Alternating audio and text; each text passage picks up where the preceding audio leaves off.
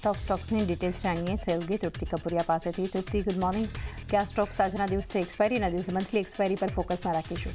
Good morning ચાંદની. Definitely આજે monthly expiry છે, પરંતુ નેગેટિવ સમાચાર સાથે આજે શરૂઆત કરવા જઈ રહી છું. ખાસ કરીને કહી શકાય કે ઓટો કંપનીઓ જે અત્યારે દોડી રહી છે, હવે તેની સ્પીડને કદાચ આજે એક બ્રેક લાગી શકે છે. એનું કારણ એ છે કે હુન્ડાઈ અને મહિન્દ્રા સહિત 6 એવી મોટો ઓટો કંપનીઓ છે જેના પર દંડ લાગી શકે છે અને લગભગ 7,300 કરોડના દંડ લાગવાના અનુમાન અહીંયા આવતા જોવા મળી રહ્યા છે.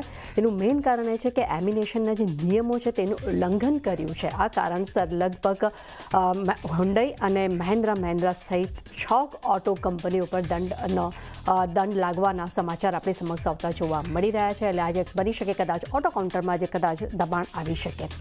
ત્યારબાદ ગોદરેજ પ્રોપર્ટીઝ પર નજર કરીએ. અહીંયા કંપનીએ પોતાનો QIP લોન્ચ કર્યો છે. સૂત્રો દ્વારા સમાચાર આપણી સમક્ષ આવતા જોવા મળ્યા છે. ફ્લોર પ્રાઇસ પર નજર કરો તો 2,727.44 પ્રતિ શેરના ભાવ પર તેમનો આ ફ્લોર પ્રાઇસ છે અને કરંટ પ્રાઇસથી એટલે કે ગઈકાલના ક્લોઝિંગથી 5% ડિસ્કાઉન્ટ પર આ QIP પ્રાઇસ નક્કી થયો છે. એટલું જ નહીં, કંપની QIP દ્વારા લગભગ 5.5% હિસ્સો તેઓ વેચશે. અગર હું શેર્સની વાત કરું તો લગભગ 1.54 કરોડ શેર્સ કંપની વેચવા જઈ રહી છે અને તેના ઇન્ડિકેટિવ પ્રાઇસની વાત કરશું તો તે 2,595 પ્રતિ શેર શક્ય બની શકે છે. અને એટલું જ નહીં, કંપની QIP દ્વારા 4,000 કરોડ રૂપિયા એકત્ર કરવાની પણ યોજના બનાવી રહી છે. એટલે ગોદરેજ પ્રોપર્ટીઝ આપણે જોઈ રહ્યા છીએ કે ઘણા સમયથી સારા એવા આઉટ પરફોર્મ કારોબાર કરતું જોવા મળ્યું છે, પરંતુ હવે આજે આ સમાચાર આવ્યા છે તો જોવાનું રહેશે કે આજે આ કાઉન્ટર કેવું રિએક્શન આપે છે. ત્યારબાદ નજર કરી લઈએ PCBL પર. અહીંયા જમીન ફાળવણી માટેના સમાચાર મળતા જોવા મળ્યા છે. કંપનીને જમીન ફાળવણી માટે મંજૂરી મળી છે. ખાસ કરીને તેમને આંધ્રપ્રદેશ સરકાર પાસેથી 116.6 એકર જમીનની ફાળવણી માટે અહીંયા તેમને એક મંજૂરી મળી છે, જેમાં નાયડુપેટામાં તેઓ કેમિકલ યુનિટ તેઓ શરૂ કરવા જઈ રહ્યા છે. તેના માટે આ મંજૂરી આપણને મળતી જોવા મળી રહી છે અને કેમિકલ યુનિટ છે તેમાં કંપની લગભગ 3,718 કરોડનું તેઓ રોકાણ કરશે. એટલે પોઝિટિવ સમાચાર અહીંયા કહી શકાય. ત્યારબાદ નજર કરી લઈએ GF ગ્રુપની. અહીંયા હિસ્સો વેચવાના સમાચાર આવતા જોવા મળ્યા છે. તેમને CVCS ઇન્ડિયામાં એટલે તેમની સબસિડરી કંપની છે, તેમાં તેમને લગભગ 4.3% હિસ્સો અહીંયા તેમને વેચ્યો છે અને કંપનીએ ખાસ કરીને કંપનીના ગ્રોથ માટે અને તેના ફાઇનાન્શિયલી જે ગ્રોથ છે તે વધે તેના માટે અહીંયા તેમને હિસ્સો વેચ્યો છે. એટલે આ કાઉન્ટર પણ ખાસ ફોકસમાં રહેશે. ત્યારબાદ IT કંપની અને જેમાં ખાસ કરીને સોનાટા સોફ્ટવેર આજે રડારમાં છે, જેમાં ડીલ મળવાના સમાચાર આપણે સમક્ષ આવતા જોવા મળ્યા છે. કંપનીને $multi-million ડીલ તેમને મેળવી છે અને તેમને ઓસ્ટ્રેલિયામાં એક્સેસ સોલ્યુશનમાં ગ્લોબલ ડીલર છે તેમની પાસેથી તેમને ઓર્ડર મળ્યો છે. ડીલ મળી છે એટલે મતલબ કે તેમને એક ઓર્ડર મળ્યો છે. એટલે આ કાઉન્ટર પણ આજે ખાસ ફોકસમાં જોવા મળી શકે છે.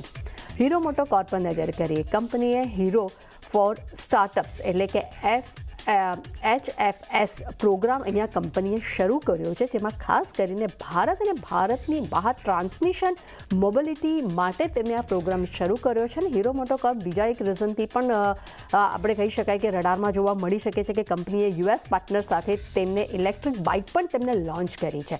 એટલે ખાસ કરીને હીરો મોટોકોર્પ આજે 2 એવા મોટા રીઝન્સ છે જેને કારણે કરીને આપણને આ કાઉન્ટર પર ફોકસ જોવા મળી શકે છે.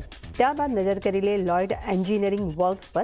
અહીંયા ખાસ કરીને કંપનીએ ફિન્કેટેરી SPA સાથે તેમને આ કરાર કર્યા છે અને ભારતની એટલે કે ભારતમાં સ્થાનિક ડિફેન્સ મેન્યુફેક્ચરિંગ ક્ષમતાને વધુ મજબૂત બનાવવા માટે અહીંયા તેમને કરાર કર્યા છે. એટલે આ કાઉન્ટર્સ પર પણ ખાસ ફોકસ જોવા મળી શકે છે. અશોક બિલ્ડકોઇન પર નજર કરીએ. અહીંયા એક પોઝિટિવ સમાચાર છે. કંપનીને ઓર્ડર મળ્યા છે. કંપનીને મધ્યપ્રદેશ પૂર્વ ક્ષેત્ર વિદ્યુત વિતરણ કંપની પાસેથી તેમને અહીંયા ઓર્ડર મળતો જોવા મળ્યો છે અને તેમને 192.69% એટલે લગભગ એમ કહી શકાય કે 193 કરોડનો અહીંયા કંપનીને ઓર્ડર મળતો જોવા મળ્યો છે. એટલે આ કાઉન્ટર પર પણ ખાસ ફોકસ રહેશે.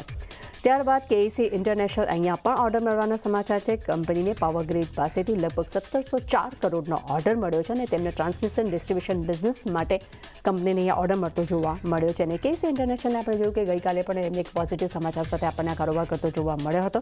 ગઈકાલે પણ આપણે જોયું કે એક ઓર્ડર તેમને મળતો આપણને જોવા મળ્યો હતો.